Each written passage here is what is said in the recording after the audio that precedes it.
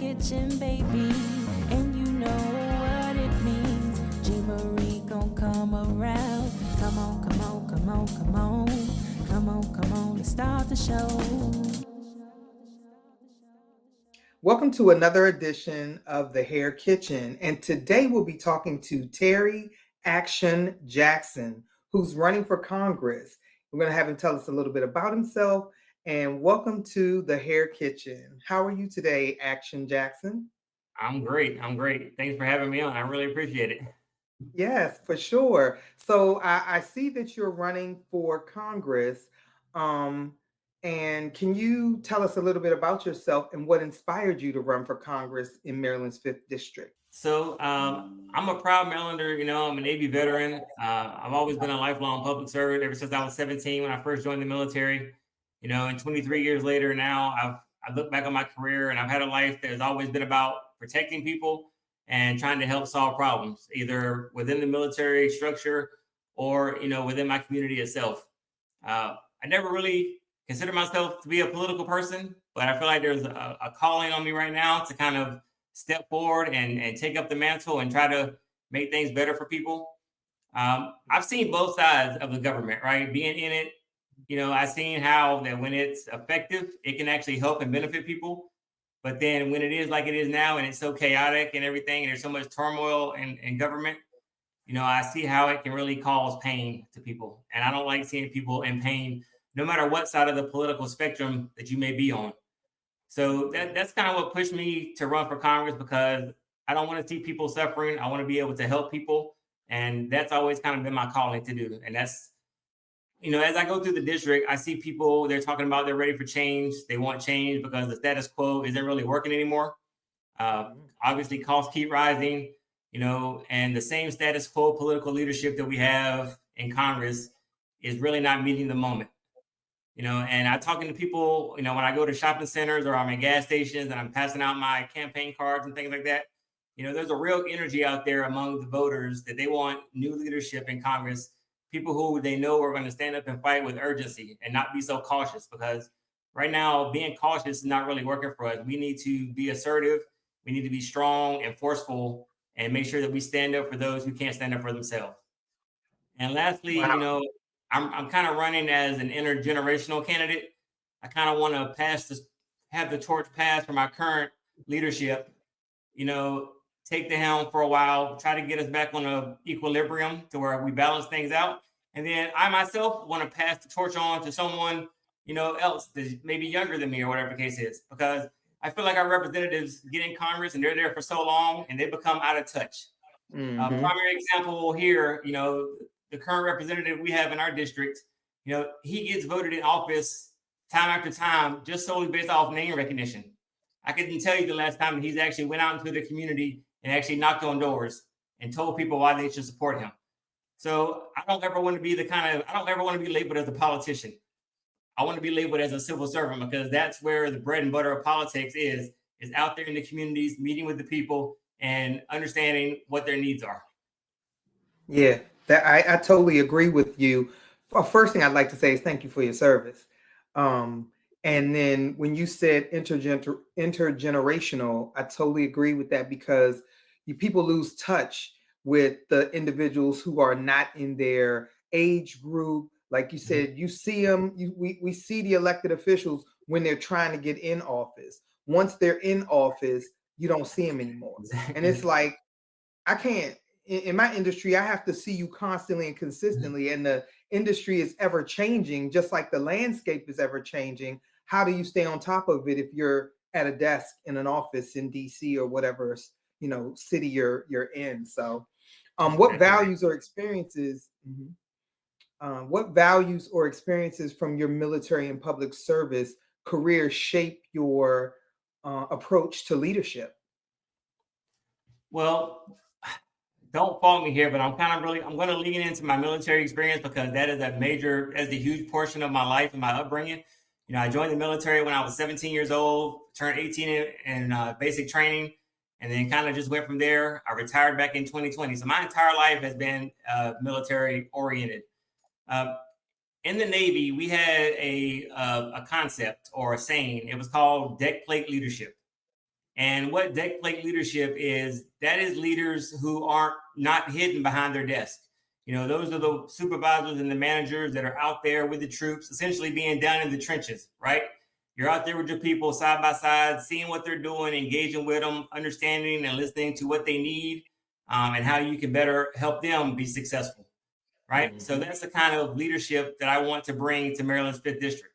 When I'm out there now, a lot of people tell me, wow, it's great to see someone out running for office actually in a shopping center or at a gas station or in a coffee shop actually talking to me. And I'm not just handing out cards and saying, vote for me.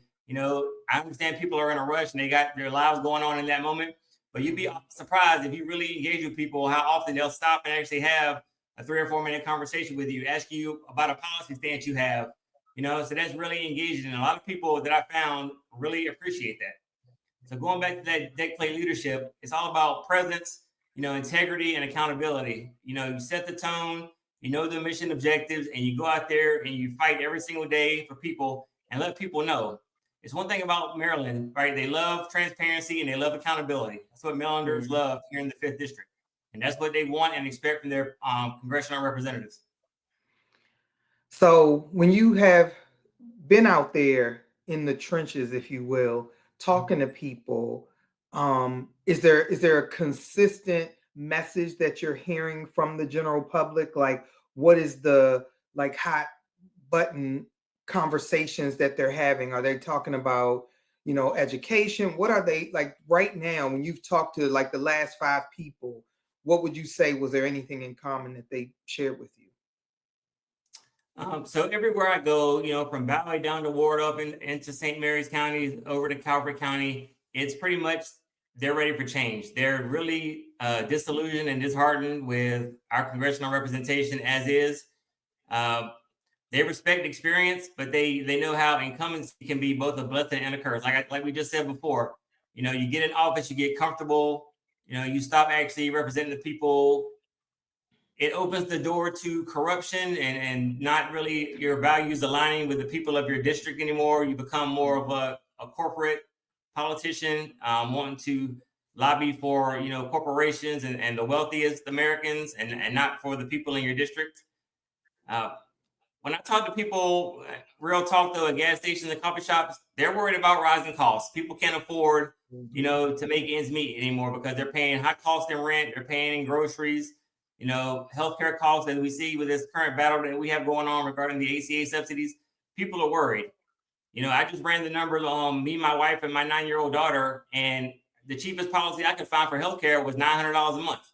Plus, I would still be paying about $11,000 a year of out-of-pocket costs in addition to the monthly payments. So it's really unaffordable out here. I will say this too, that Maryland is a huge military veteran district. There are multiple military installations throughout district, from Fort Meade all the way down to Patuxent, down NAS Patuxent down south. So making sure that all those constituencies are represented. It's really dynamic here. And that's one thing I love about it, because you have it where it's really urban/suburban up in the Crofton Bowie area where I'm located at.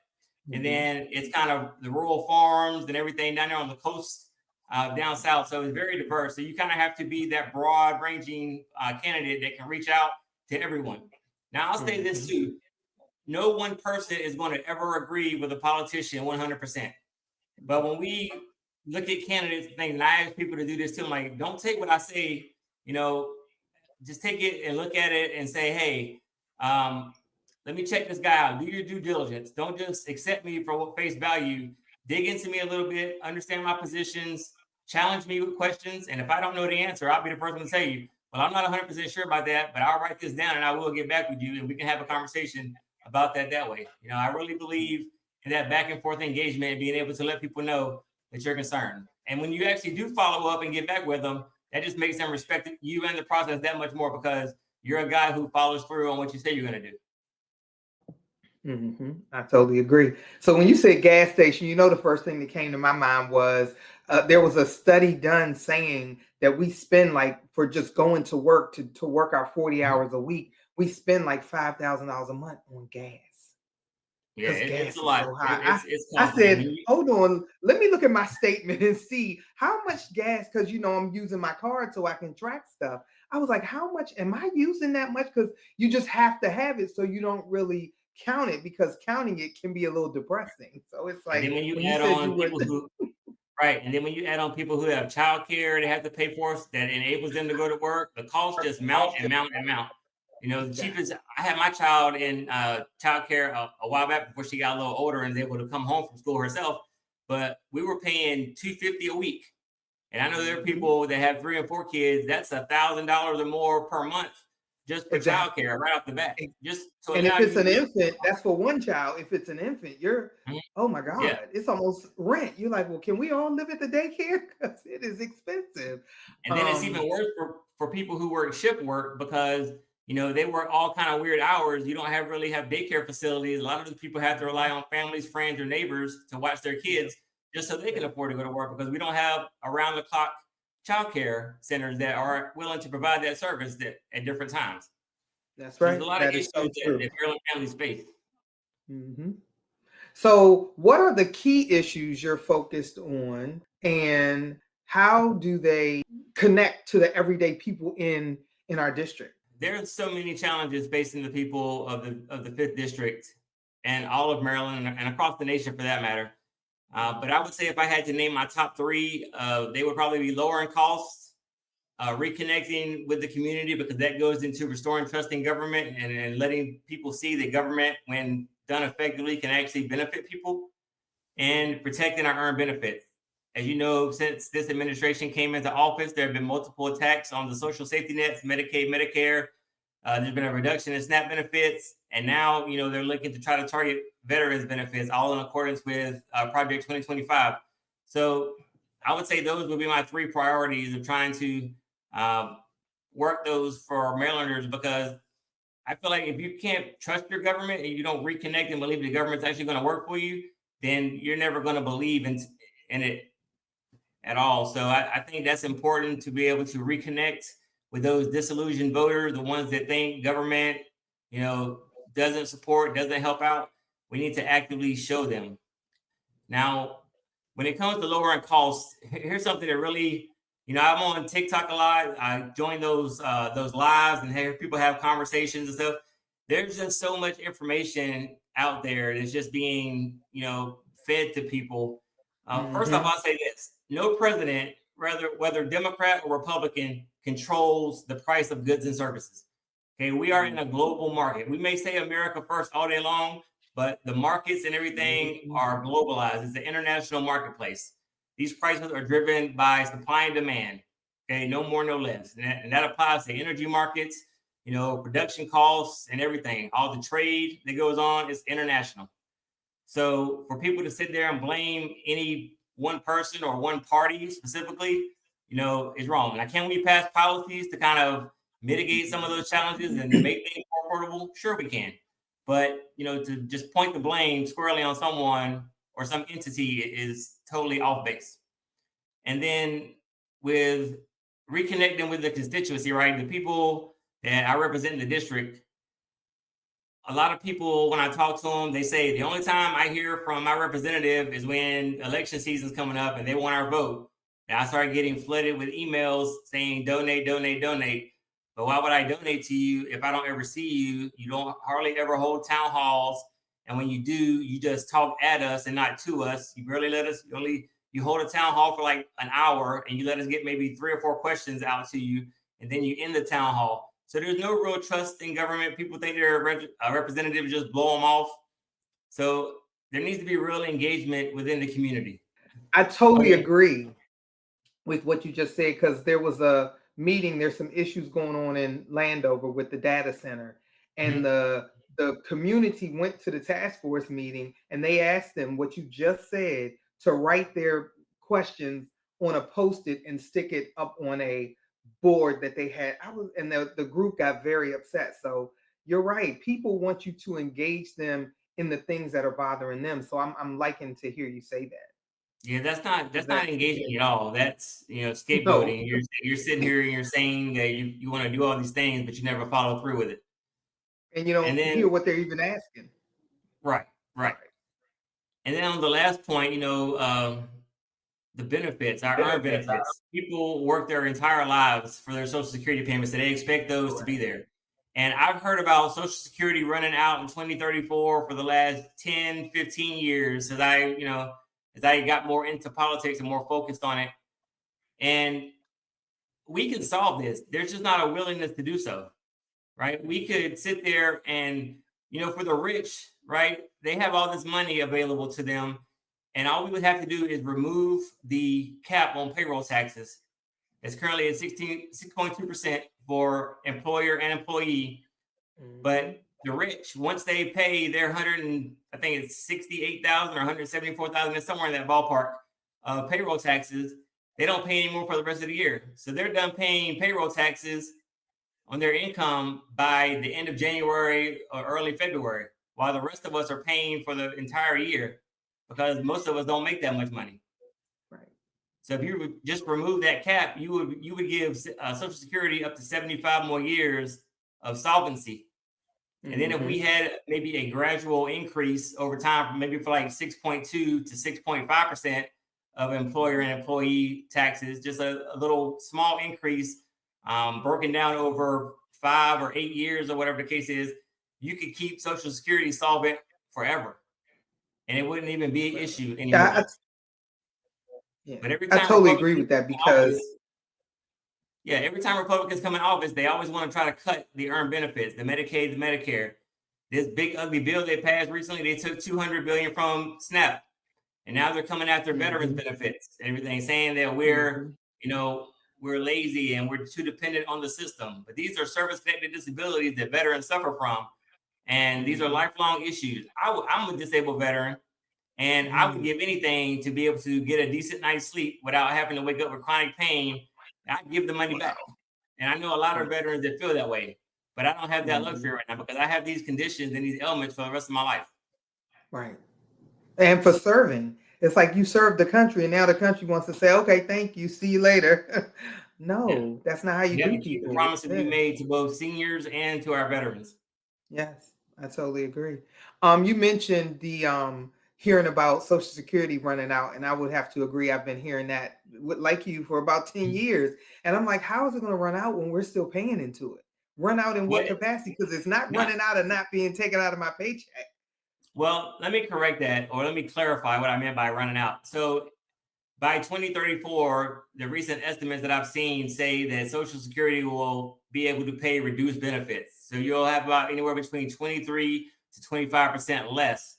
And I don't know many seniors out there that can live without 25% less money because they're already barely making ends meet now. So if you take away some of their benefit because the program is not solvent, you're only making the problem worse. You're not helping fix it. Totally agree. So, and you also talked about, when you talk about benefits, the healthcare, and you talked about what it was going to cost you. The cheapest plan you found was like $900, and then out of pocket, you still were going to spend another 11 grand. Healthcare is a big concern for families. What specific changes or reforms do you believe will make the system fairer or more affordable for families? So first off, let me start that by saying that I 100% believe that healthcare is a human right. Everyone should be entitled to healthcare, no matter what your status in life, no matter how much you make, no matter where you live, or any of that. Bottom line, 100%. No American should ever face bankruptcy or be drowning in medical debt, because they have an ailment in the United States of America. We're supposed to be the richest country and the most affluent country in the world. So that should never be tolerated here whatsoever. Now, I say that to say this, right? There has to be a willingness in Congress to have universal health care. And as they show us constantly, there isn't. These older establishment Republicans and Democrats don't have the stomach for it. And they'll make every excuse under the sun on why we can't get it. Even though we currently pay these outrageous premiums and then all these additional co-pays and other out-of-pocket expenses that we pay. If we didn't have all that, if we had a single payer system, such as universal health care or even Medicare for all, then our tax dollars that we already pay would go to that instead of us having to pay individual premiums. So we need to get on a path, start with Medicare for all, and then eventually move to a single payer universal healthcare system that's covered by our taxes. That would make it even, that will put everybody on an even playing field. It would ensure coverage for everyone, make sure everybody, no matter where they live or who they are, has access. But until we do that, instead of trying to beat down the Affordable Care Act, Republicans need to actually try to fix it and make it stronger. They always try to tear it down. They've tried to repeal it so many times, and each time has failed, because what they don't seem to realize is a lot of their own voter base depends on the ACA. And let me say More that than again. they want to admit. A lot of the Republican voter base depend on the ACA for their coverage. But when you talk to them about that, especially when you're online and in chat rooms or you're having conversations, they don't want to talk about that part, but they need it. They need it and Right. they love it. But when you say when you mention it's from President Obama and you call it Obamacare, then they're all up in arms about, we need to get rid of it. It's high, it's whatever the case is. But just because of the word Obama, correct. They're not realizing, take Obama out of it. Affordable Care Act. I've seen videos online where people say, the ACA is great, and they say, the ACA is Obamacare, right? No, it's not. And they'll try to argue with the person, but it effectively is Obamacare, and it's the same thing. But people just, based off how you phrase the question, it depends on whether they like it or not. Yeah, exactly. But to your main question, we definitely need to allow Medicare to negotiate those prices. I know Joe Biden had brought down insulin and capped it at $35 for people. And then when this administration got in office, they removed that cap. So insulin prices are back at record highs again. People unable to afford those insulin medications. We need to cap Medicaid out-of-pocket costs. Additionally, as I said, currently with no ACA subsidies in there, out-of-pocket costs for my family alone, like $11,000 per year, in addition to paying a monthly premium. And I do believe, and this kind of goes into infrastructure too, which we can talk about another time, but I really feel like in rural communities, we need to make sure that we have rural hospitals. We expand Medicaid coverage to reach those people. And in line with infrastructure, we need to strengthen broadband, right, access to in rural areas, so they can actually have telehealth appointments and they don't have to travel 50, 75 miles for medical care. They can log into an appointment with good broadband, and they can have these conversations with their doctor. That saves them on transportation costs. And in some areas where there's not transportation, they'll be able to effectively have their Medicare. They can have their prescriptions sent out to them, and they can communicate with their doctors about their health care. So there are many things that we could do, but right now, both sides of the aisle need to stop fighting and work together to be able to come up with a healthcare plan that works for all Americans, puts everybody on an even playing field. And right now, the best solution for that is Medicare for all, until we elect people who are, and we have a greater consensus in Congress that yes, universal health care is something we can do in America, and it's sustainable, and it's something that will help all Americans. So given that you're a veteran, what can be done better to support veterans and active duty service members here at home? What do you see needing to happen right now? So this is a question that's obviously very near and dear to my heart here. As a disabled veteran myself, I'll start with veterans. I think that we should take care of veterans to make sure that once they transition out of the military, there is a seamless transition between active duty and them getting integrated into the VA medical system, especially for those who want to submit claims for service-connected disabilities. When I retired, I was medically retired from the military, and I went through a process called the Integrated Disability Evaluation System Framework. And what that did was, while I was being medically retired, I was able to get my VA rating before I was separated. So I already knew what my VA rating was. So what I feel like we need to do to help our veterans, and once they transition from the military, is we need to have a system based off that Integrated Disability Evaluation System framework. We need to expand that to include it to all service members, not just people who are getting medically discharged. And that way, that would work to make sure it would transfer the records from the DoD to the VA.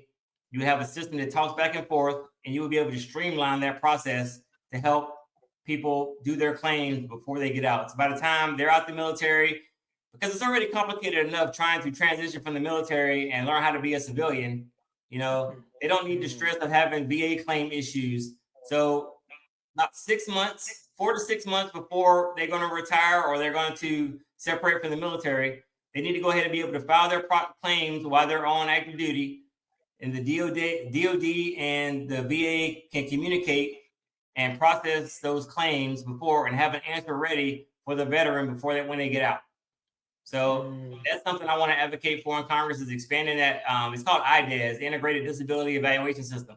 So be able to expand that to cover all troops. I think that would really help, because right now a lot of veterans get caught up in the claims process. They end up going back in for evaluations 3 or 4 times. They go see multiple doctors. So if we could streamline this process and expand it to cover all military service members who are getting out the military, that would help expedite these claims going through the VA and in that backlog. Now, additionally, for active duty service members, right now, one thing I didn't like was the government shutdown, and there was always questions about whether the military was going to get paid. The things that the military do for us, we should never, ever have them worry about their pay, because as a veteran, I know that right now there are sailors that are deployed all over this country. There are soldiers and airmen deployed all over the world who are going to be worried about back home, and they're not going to be focused on the mission. And that should never happen. So we need to put something in place. We need to have like a continuing resolution that is automatically triggered if Congress can't agree, and we have an automatic CR where it covers the military and federal employees' pay to where there is no ambiguity on whether they're going to get paid or not. And then for military spouses are probably some of the bravest people, men and women, that I've ever met, because they're the ones that keep the home front tight while their loved one is deployed or out on a training exercise or whatever the case is. They give up so much. They move constantly. In the military, you're moving between anywhere from every 2 to every 5 to 6 years. You have to pick up your life and move to wherever they send you. Like, a lot of times you don't get any say in where you go. So we need to make sure we support spouses and being able to extend telework and remote work options to them when they do move.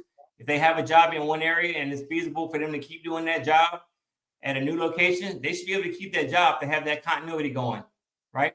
And also, and then with kids, we need to establish programs in these schools that help these kids fill the gaps, because a lot of times parents and families, they end up PCSing or transferring to different locations in the middle of the school year, maybe right before the holidays, maybe after the holidays, maybe right before the summer ends.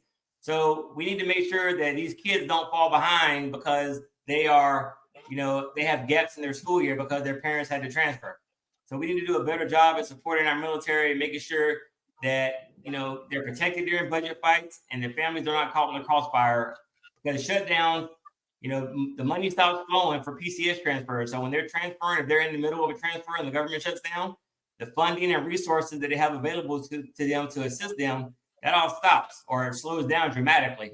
So we need to make sure that, we take care of our military and especially our veterans who have already served, and make sure that, we give them the support and resources they need.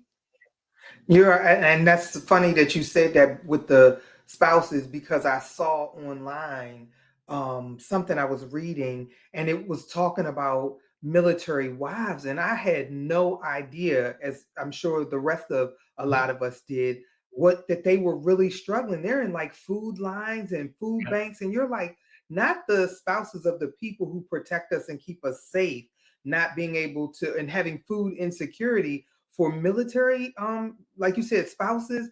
That was very disheartening because I had no idea.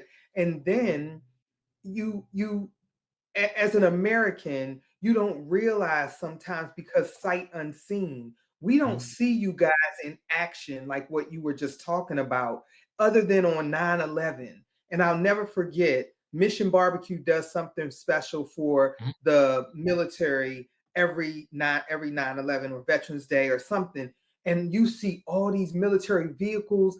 And because we're not a country where our troops are posted outside of our doors, you just don't realize how safe our military keeps us every night when you go to sleep. It's because of the men and women like you who protect us. So when you hear about the government not taking care of veterans or disabled veterans or military people, period, it's very disheartening, because we're still the land of the free because of the military people who keep us safe.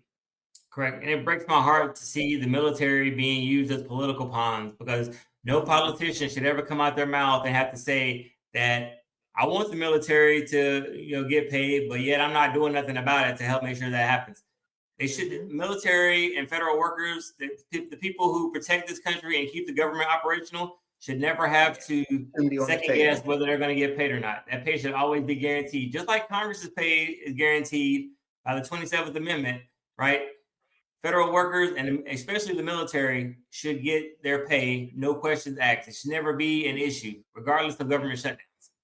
Yeah, I agree. So what reforms do you support that'll help to make the government more transparent for those of us who are on the outside? Because I've never been in government, so other than in this capacity, active in legislation and stuff, but never been a federal worker. So yeah, what would you support? There's a couple things that I want to do for the district here, right? I want to finally give people, not only in the district, but across the country, I finally want to give the middle class an actual middle class tax cut.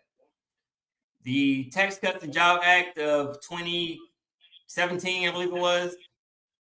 For me, speaking personally, I only got a $17 increase in my pay, while the billionaires, got what they got, which was way more, right? And then in this new tax plan they just passed back during the summer, my taxes are going up about $1,000 a year. And then there are other people, and then the lower tax brackets is going up even more, right? This tax cut was definitely for the richest Americans and the top 5%. So we need a true middle class tax cut. So I'm looking at, and what I'm considering is, having full relief in taxes for working families up to $250,000 a year, have a full tax cut. And then we should have fair brackets that mirror that for single parents and then single folks who work. So I feel like this: a single mom that lives down in Waldorf should have, the same benefit as a married couple in Bowie or a federal worker in Upper Marlboro. Right? It should all kind of have the same kind of benefit. No one should be more advantageous in this than anyone else for the middle class, because we're all hurting, we're all suffering. So we need a true middle class tax cut. Right now, I always hear people talk about loopholes. We need to close loopholes, but then they never specify, what they are or how we're going to do it. But there are multiple loopholes. There's carried interest. Then there's the offshore profit shifting they do, where they move their profits offshore so they don't get taxed into those tax safe havens. You have real estate write-offs where they don't have any money on paper per se, but they have all these properties and all these other assets that make them have money and value. And then those stock buybacks, right? Instead of, it used to be companies would take those extra earnings, they would invest it in their workforce, right? They would hire more people, they would expand, they would open new businesses or expand current businesses. They don't do that anymore. Or they would maybe give employee bonuses. Now they buy stock buybacks to only enrich themselves. CEO pay is 300 times higher now than it was when Reagan was in office. And that's speaking lightly of it, right? I mean, CEO pay has exploded while we haven't had the federal minimum wage increase since 2009. It's still 7.25%. And Democrats and other people in Congress have been saying, yes, we need to increase that to at least $15 an hour. I would argue it needs to be at least $18 to $20 an hour to cover for inflation and the rising cost of goods and services because of tariffs, and these corporations keep price gouging us. Yeah, when you talked about the middle class, you hear that often. And what I usually hear from my line of work is people saying there's no benefits for the middle class because they make too much to take advantage of the benefits for people who don't make what they make, but they don't make enough to cover expenses at the next level. And I often wonder, just me not being a tax person and having to go to a tax person, why aren't your taxes equivalent to where you are? If I only make $18,000 a year, why am I being taxed on the same level of someone who makes 250? Yeah. You have a lot more resources and access than someone at 18. And then they were, when people were talking about the food stamps and the SNAP, and I heard someone say, and it made a lot of sense, why are people who work full time having to rely on SNAP? Because they don't make enough money to work, pay their basic costs, and they're working somewhere full time. It's not like a lot of people are just on the system and do nothing. You have people who work every day, 40 hours a week, and still don't make enough to feed their families. Exactly. And that should never The be the case here. corporations are, yes, to blame. They need to take some ownership of that. Based on the government shutdown, and you were talking about how people should, and I totally agree with you, never not be paid. The federal workers who keep the government going and the military who keep us safe. But given this recent government shutdown, many of the federal workers, what steps would you or steps can Congress take to prevent that from ever happening again? What do you think? So when the government shuts down, it's not Congress who feels the pain. It's us. It's the middle and the working class folks, the middle class, and the everyday Americans who feel that pinch. Sadly, the majority of Congress, they're 174,000 plus a year, depending on if you're in a leadership position or not. That money doesn't matter to them, honestly, because most of them are already independently wealthy. So when I hear people say, Congress doesn't need to get paid, I kind of chuckle because I'm like, they don't really care about that money anyway, because they have stock portfolios and they're already independently rich, because the majority of them have either come from money or they've gained money since they've been in Congress. So that's laughable in itself. Doing anything with Congress regarding their money would kind of be more of a symbolic gesture. But I believe there was a no budget, no pay bill that was proposed. It may have been enacted, I'm not sure, but that money would withhold congressional pay during the shutdown, and it would kind of hold it in like an escrow account, and it would just stay collected there, and it wouldn't be paid to congressional leaders and representatives until the shutdown ended. So essentially, they wouldn't get their pay either, because right now, a lot of people don't understand the dynamics of Congress. The Constitution has congressional pay. It's permanently appropriated, which means they get paid no matter what. Like they can't refuse their pay. Now they can get it and donate it, or we could pass something like this where it's kept in escrow where they don't get it till the shutdown opens, but you can't just stop Congress's pay. And a lot of people don't really understand that.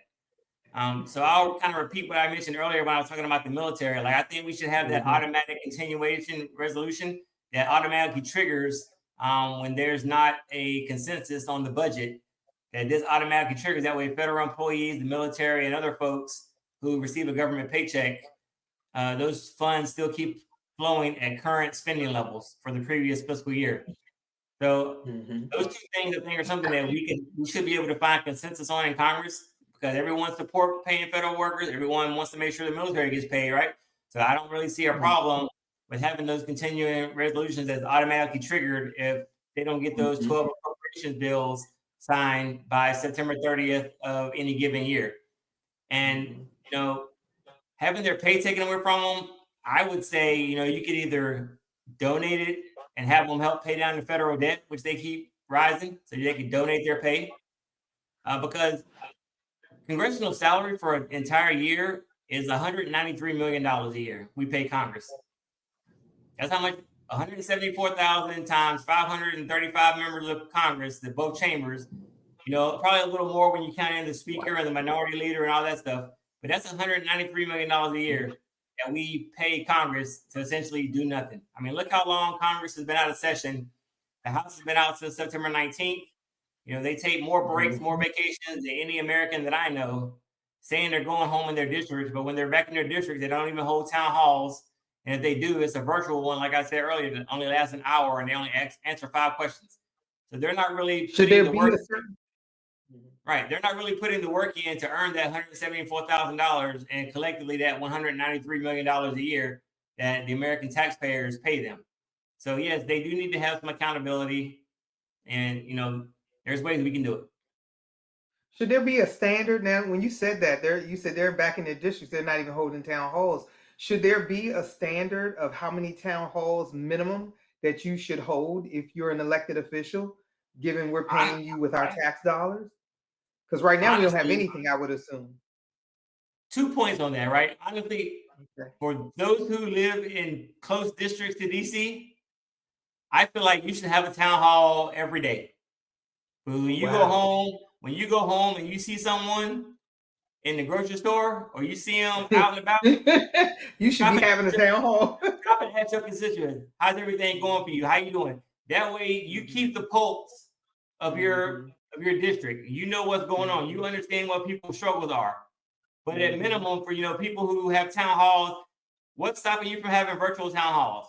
And it doesn't have to be limited to an hour. You can have 2, 3, 4 hour sessions. You can have multiple sessions a day. You can have a morning session and an evening session. Hey, I want to hear from you. What's going on? And then when the House is out of session or the Senate's out of session, you go back to your districts. I think you should have at least one a month. You get paid. Okay, that was what I was thinking. I was thinking at least once a month you should touch base with your people. Yeah, that's 12 a year. Yeah, that keeps you, like you said, the finger on the pulse. Virtual with our technology that we have today, in virtual town halls, in-person town halls, you can fly home on a Friday, have a town hall on a Saturday, fly back on a Sunday. It's not that hard to have face-to-face time with your constituents. It's really not. I totally agree. You can't. You have to want to do it. You have to want to do it. You have to want to be seen. Sorry, I'm getting a little, I'm passionate about this stuff. Yeah, passion. No, that's fine. That's fine. I agree. I was like, oh yeah, I don't know when I've heard from my elected official. And if you live local, like Maryland, Virginia, up around here, you should be out all the time talking to people. On the weekend when there's a festival on town, go out there and meet with the people. Don't be scared. They tried to pass in this recent CR. They wanted to put some money in there to beef up their security. If they were actually doing their jobs, they wouldn't have to be worried about their security because people wouldn't be mad at them and wouldn't be upset because we have a function in Congress and they wouldn't have to be worried about spending millions of dollars to increase their security funding. And the red state elected officials weren't even showing up. So the Democrats started going to the red states because they're like, hey, we'll listen to what you have to say because you're elected. Bernie and AOC. Yeah, I remember. Yep. I'm tired of it. I'm tired of status quo politics. Yeah, a lot of us are.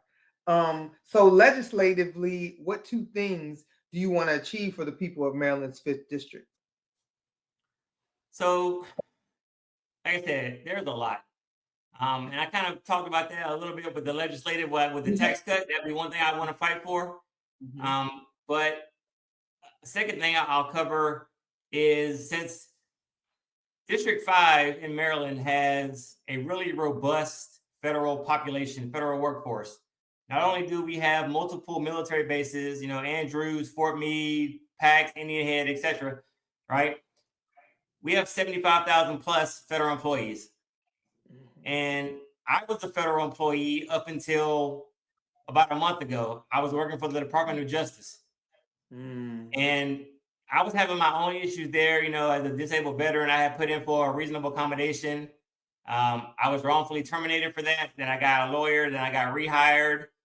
And then I tried to get my reasonable accommodation back. And they refused to give me a reasonable accommodation. So I ended up filing an EEOC complaint. And that kind of happened. Needless to say, I ended up getting some justice from that. But I resigned from the DOJ. And the very next day when I resigned, I went down to Annapolis and I filed with the Maryland Board of Elections to run for Congress. So that was one of the driving factors. There are many driving factors, but that was like the straw that broke the camel's back.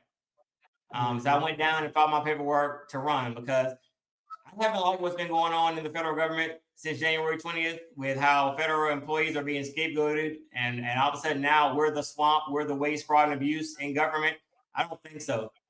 federal employees are some of the hardest working people and most dedicated people that I've ever had the pleasure of working with outside of the military.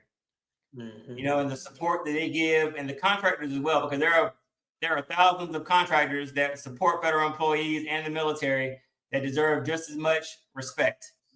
So I would like to also see something that we do in these CRs to ensure that government contractors also are taken care of in some kind of way. We have to kind of see what that looks like. But I think we can find a way to make sure that everyone who gets paid by the federal government, as far as putting in the work, gets their paychecks. But back to my main point here, I believe that I didn't really like the attacks on the federal government. And I think that the whole DEI issue that they were trying to scapegoat on and say that it's unfair, and now that it's gone, that everything will be strictly based on merit. Everything was already based on merit. I fall into DEI, right, because of my disability. I think what we've done as a Democratic Party overall is I think that we didn't break down DEI enough in layman's terms to actually say that it just means true equality for everyone. It means putting everybody on an even playing field, regardless if you have a disability or anything that's wrong. You're on an even playing field. Everything is merit-based in the federal government. If you go through a competitive process, there are certain hiring paths that you can take, where you may get looked at or given the opportunity to be looked at for certain positions. But everything in the federal government is already merit-based. So by taking away DEI, all they did was punish people who are just trying to still contribute to society.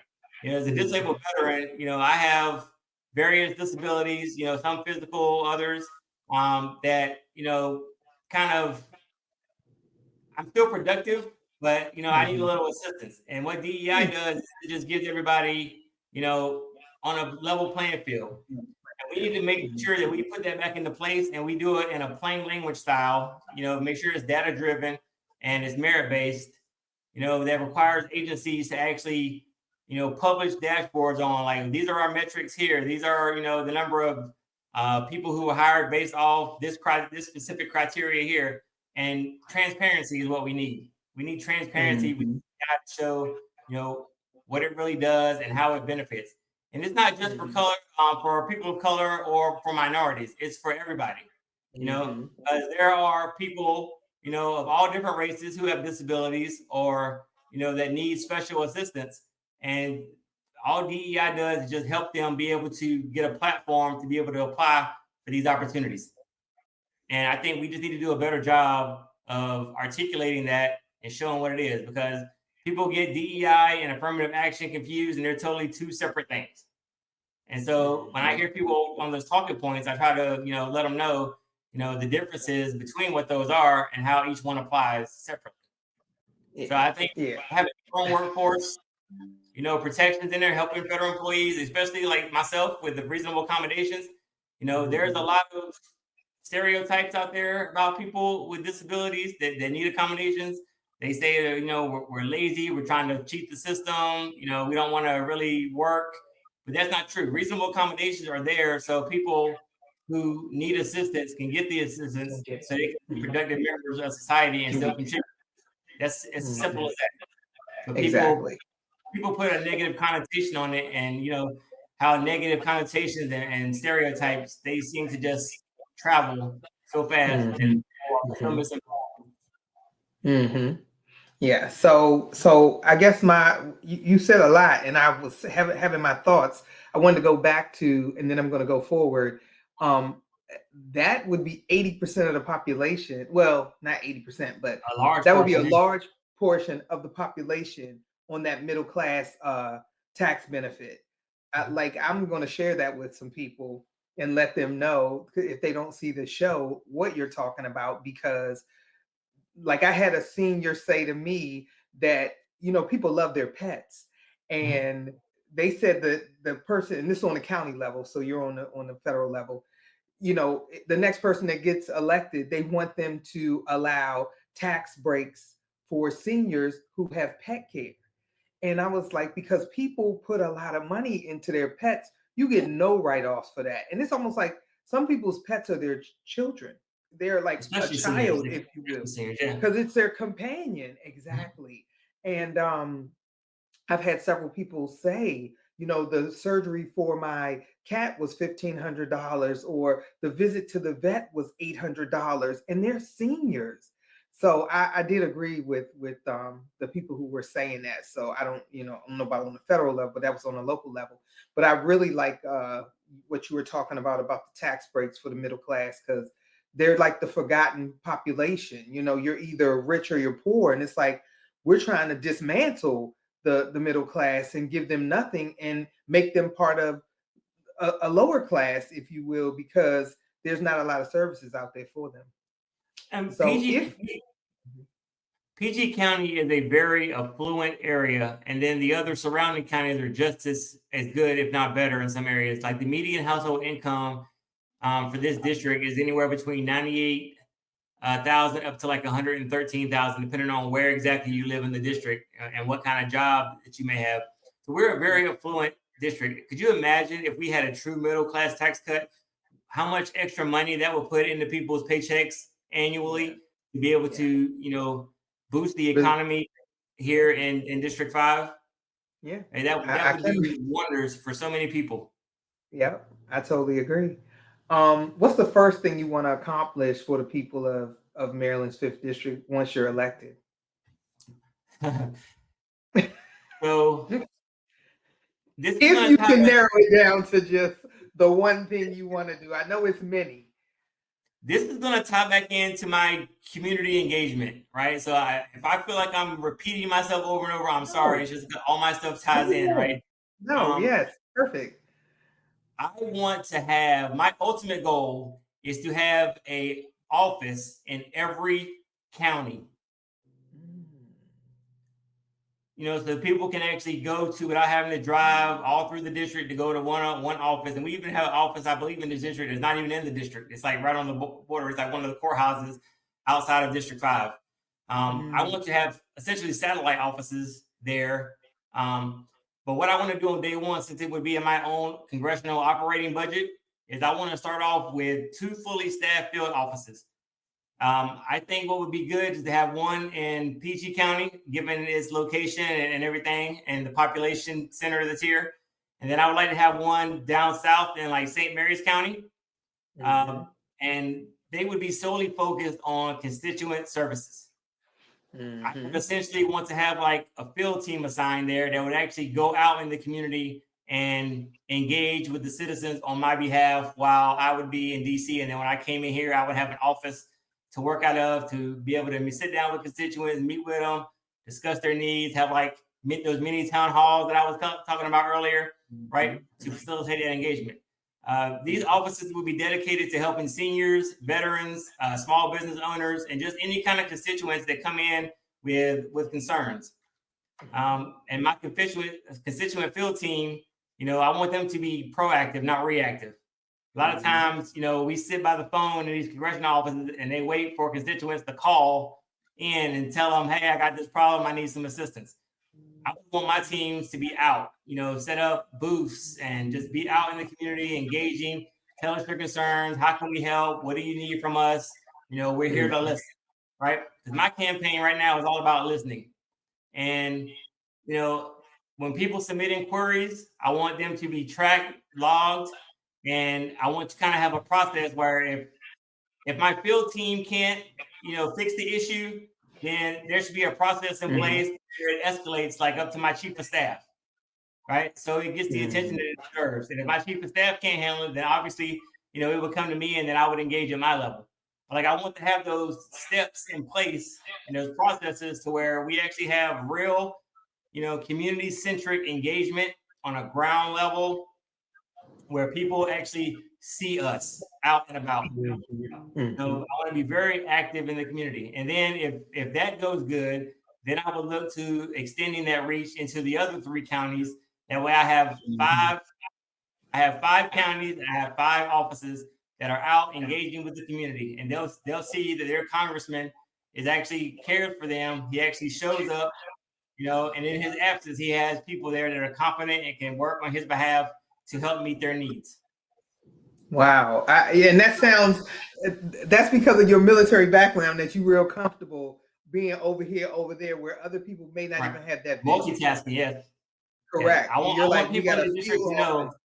I want people to know in the district that they can reach out and text me or my office whenever they need to without having to drive for 2 hours or come to DC to knock on my office door, and I may not be there. I want someone to always be available to them, and I want them to feel like that my presence is in the district. Because right now, a lot of people do not feel like their congressman is in the district, right? Because they don't see him and they probably rarely hear from him, right? Unless he sends out an email, a pitch, or something for donations.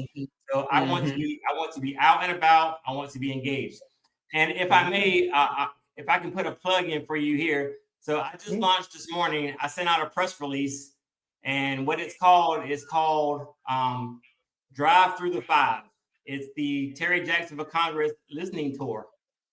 And I'm going to be doing that. My first visit, I'm going to visit Calvert County on the 18th of August. And there'll be different dates and locations that are on that press release. So you'll be able to see I'm going to be in all the counties, Prince George's, down in St. Mary's, and Lexington Park, and Leonardtown. I'll be down there and other places. I'll be back up here in Prince George's County, Upper Marlboro, and Bowie. And then I'll be working to get some dates for Anne Arundel County and then Calvert. So back to Calvert. So I'm going to be going all around. I'm going to be out there. I'll be out there in the interim, handing out cards, talking to people in parking lots, just like I've been doing. But I'm actually having meet and greet sessions at those locations. That's what that, Drive Through the Five tour is all about. Getting out there and meeting people, letting people know I'm running for office and trying to tell them, what I want to do for them and how I want to help them move Maryland's 5th District forward. Okay. I was going to ask you, it's reminding me of when people took the train ride and they stopped at every stop along the train and people knew they were coming and could come and talk to their elected officials because they would ride. So that Drive Through Five sounds interesting. I'd like to be at the one in Prince George's. I'm definitely going to be out there. So there. we definitely need to get that information so we can share it on the channel. Okay. I'll definitely make sure I'll send it to you directly after I finish. Okay. And last but not least, Terry, what do you want voters to remember most about you after they watch this interview? Oh, let's see, so much. And it's all tying together. I'm enjoying it, so it's reiterated, so that's a positive. I guess what I want people to remember about me is I'm not, like I said, I don't ever want to be called a politician. I want to be called a public servant. And I'm not polished. Like I don't have rehearsed lines that sound perfect on camera or when somebody sticks a microphone in my face. What I say is raw, is truthful, maybe a little bit emotional, but it's real. That's me. That's who I am. And I want people to remember the authenticity in my voice. There's a lot of discontent about politicians. They believe they're all self-serving. No one really wants to look out for people, and everybody's just doesn't care, and they just look out for their own self-interest. I mean, which is true when you look at things in kind of a big picture format. It does seem like that. But I wanted to know that when I speak, it comes from experience. I've worn the uniform. I've served in government. I know what it feels like to struggle, right? I resigned from my job to do this. My wife was been furloughed for the last, 42 days and still having to work. She works out at NSA Annapolis, right? So I know what people are going through. I know the struggles of living paycheck to paycheck because I'm currently doing it right now. And we have to keep pushing forward, and I keep pushing forward, and I encourage other people to do so as well. I understand what everybody's going through, and even with that, I'm still able to lead with honesty and empathy. And like I said, no politician, you're never going to agree with a politician 100%, but people need to do their due diligence on people that are running for office and make sure that it's someone that truly aligns with your goals and your values and that you can get behind their campaign. So I always encourage people to go onto my website, read up about my history, my upbringing, and see what I stand for. And if they feel like they can get behind me, great. If not, then if I'm not your cup of tea, then fine. I'm sure you'll find someone who is. And I'll tell you this last thing, but when I get elected, I represent everybody in the district. I don't have an opponent at that point. Everyone here is my neighbor, my friend, whatever, Democrats, Independents, Republicans, whatever you are. We're all in the same boat here. And regardless of whether you voted for me or not, my job is to represent you. My campaign motto is for the people, not the powerful. And I wholeheartedly believe that. This campaign isn't about power or party loyalty, not towing the party line at all. One politician I do respect in that nature was John McCain. God rest his soul, right? John McCain wasn't afraid to buck his party when it was necessary to kind of have that straight talk conversation with folks saying, I don't agree with my party here. I'm going to do this instead because I believe this is the right thing to do. This is the moral thing to do. And this is the thing that will benefit the American people. So I respect him in that regard, you know, and I kind of consider myself in the same light. You know, I want to be that politician who is not going to toe the party line, you know, and will fight for people. You know, even if the other party proposes something that's good and will work, you know, I'm okay with getting on board with that. You know, whenever they decide to present something that does that, right? But as of right now, you know, everything they're doing is kind of bringing the country down and causing us more harm, more stress, more anxiety. But I'm not opposed to supporting something in a bipartisan manage when something comes up. But right now, I just want people to know that I'm one of you, and I will always fight for you and do my best to make sure that, you know, I'm there to support you and help you succeed. Okay. All right. Thank you so much. And I just want to, number one, thank you. I wish you all the best in your campaign. I look forward to getting the information from you about the Drive Thru Five because I'm in Prince George's and I'd like to be there to hear what the constituents are going to be saying, questions that they'll be asking you, things like that. And we just want to continue to follow your campaign and stay in touch with you. So thank you very much for your time today. I appreciate that because being a grassroots candidate, trying to fundraise, you know, you don't really get the media attention that like the incumbent would or somebody who's well known in the district. So this is truly grassroots. Like I said, I'm out there, you know, beating pavement, trying to meet people, let people know about my campaign. So when I have avenues like this where I get any kind of media exposure, you know, I really do appreciate that because every little thing helps me expand my reach. Yep, I totally agree. And without further ado, I just want to again say thank you, and we'll get the information from you so we can add it as well to the broadcast once it goes out. Yes, ma'am. Thank you very much for having me on. I appreciate it. All right. Thank you. Thank you. Bye-bye. You heard it right there from Terry Action Jackson. He is the candidate that is running for the 5th Congressional District. Prince George's County is a big part of that district. You heard him say he's going to do the Drive Thru Five, and we hope that you will watch this interview and that you will support him in the information that he shares with you. If, like he said, if he's your cup of tea, this is where you can get the information to follow him. Thanks for watching. This is G. Marie from the Hair Kitchen on Bowie TV, and we'll see you in the next one. It's the Hair Kitchen, baby, and you know what it means. G. Marie gon' come around. She gon' really lay it down. She gon' tell y'all all about all the things she knows about beauty in this industry. Everything you need to see. Hair color and history. Business opportunities, so you better listen up real good.